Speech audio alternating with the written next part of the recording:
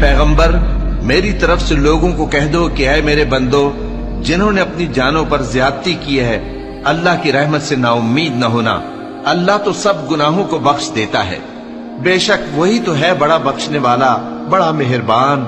और इससे पहले कि तुम पर अजाब आ वाक़े हो, अपने परवरदिगार की तरफ रुजू करो और उसके फर्माबरदार हो जाओ, वरना बाद में तुमको मदद नहीं मिलेगी। और इससे पहले कि तुम पर नागहां अजाब आ जाए और तुमको खबर भी ना हो, इस निहायत अच्छी किताब की जो तुम्हारे परवरदिगार की तरफ से तुम्हारी जानिब नाजिल हुई है, पैरवी करो। ऐसा न हो कि उस वक्त कोई शख्स कहने लगे कि हाय उस कोताही पर अफसोस है जो मैंने अल्लाह का हक मानने में की और मैं तो हंसी ही करता रहा। या ये कहने लगे कि अगर अल्लाह मुझको हिदायत देता तो मैं भी परहेजगारों में होता।